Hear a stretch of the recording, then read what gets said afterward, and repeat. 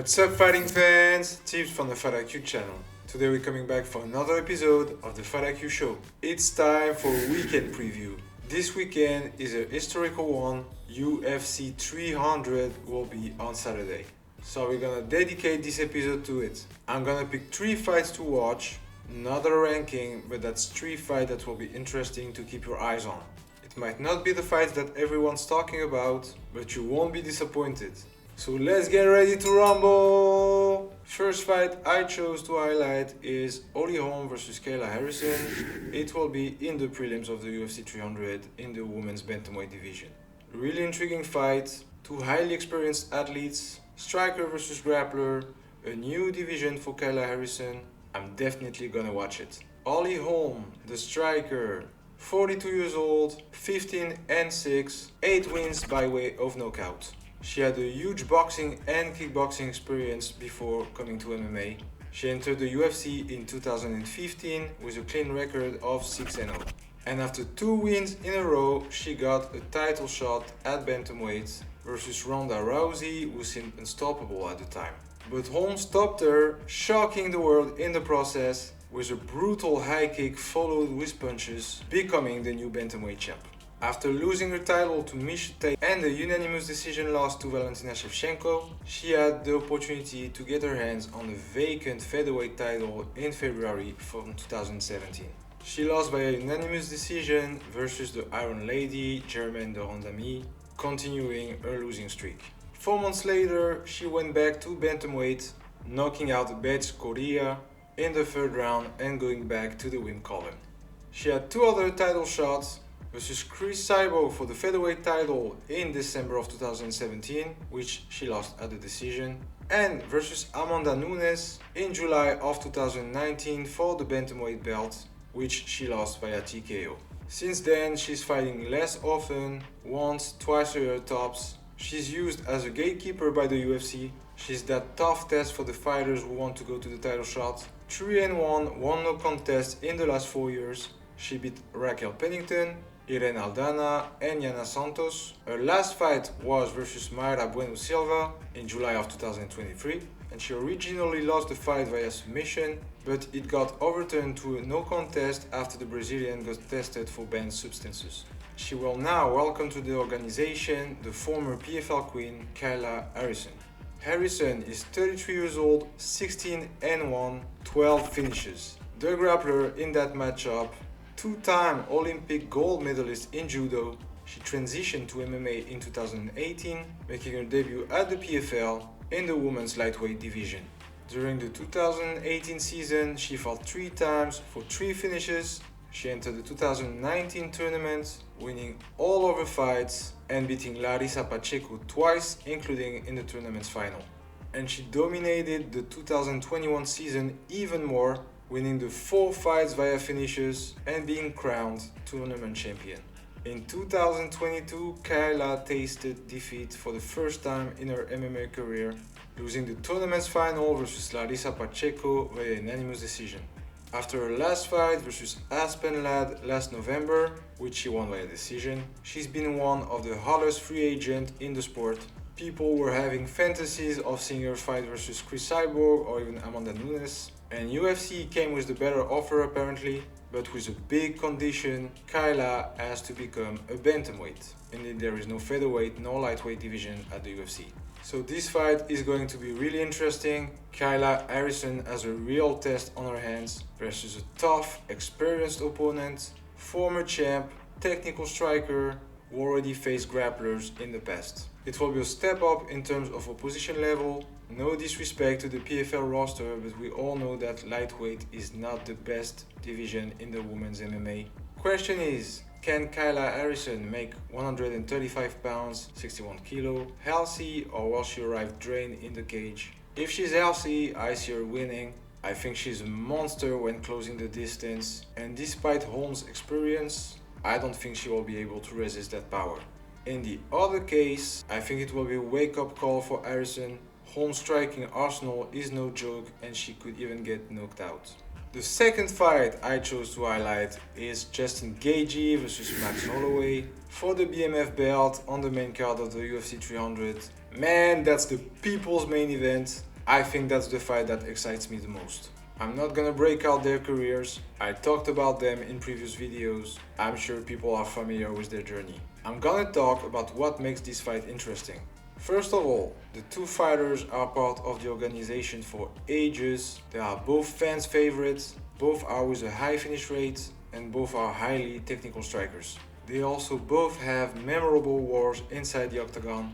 Gaethje fought versus Poirier twice, Eddie Alvarez, Edson Barbosa, Donald Cerrone, Tony Ferguson, Michael Chandler, and Rafael Fiziev. He's still in the lightweight title conversation. He won the BMF belt versus Dustin Poirier last July with a head kick beautifully set up. He will now face Max Blessed Holloway to defend it. Holloway is the former featherweight champion. His memorable wars include Conor McGregor, Dustin Poirier, Cub Swanson, Jose Aldo, Brian Ortega, Frankie Edgar, Calvin Kattar, Yair Rodriguez, Volk, Arnold Allen, and the Korean Zombie. A long list, as you can see. Holloway made his reputation of being a relentless fighter with his incredible boxing skills, his auto-proclaimed the best boxer in the UFC, his great movements, his unbelievable ducking, and he can also take a lot of damages, which is not good for him but good for the fans. Now, what makes this fight tougher for him is that he will be fighting Gaethje in his own division, the lightweight division. Holloway had only 4 fights at lightweight, one only inside the UFC for the interim lightweight title versus Dustin Poirier, which he lost at the decision. Of course, we know Holloway is not scared of any challenges. He takes fight on short notice, in other weight class if needed, and against any opponent. Same thing can be said from Gaethje, never ducking any opponents or backing up from a challenge. That's the kind of elite mentality that makes this fight so exciting. It's gonna be a war, it could be 5 rounds like it could be over in the first. Power advantage for Gaethje. He also has more weapons in his striking arsenal in my opinion, but Holloway will be faster and he also has a better ducking. So it will come to who wants it the most. I'm not gonna risk a pick in that fight, guys. I have absolutely no idea who will win it. What I'm sure of is that will be the fight that steals the show. And the last fight I chose to highlight is Charles Oliveira versus Arman Tsarukyan. It's on the main card and it will be of high importance for the lightweight division. Indeed, this fight might dictate who will be next in the conversation for the title fight, and it's also a clash of generation. Oliveira is 34 years old, 13 years inside the UFC, most submission wins inside the organization, which is 16 by the way, and former lightweight champion. It took some time for him to get his flow going inside the organization. Started as a lightweight, after a couple of losses he went to featherweight, but didn't have more success there and had some difficulties to make the weight. He came back to lightweight in 2017 and the next year he started an 11 fight winning streak with 10 finishes, a streak that includes Clay Guida, Jim Miller, Kevin Lee, Tony Ferguson, Michael Chandler, Dustin Poirier for the lightweight belt, and Justin Gaethje.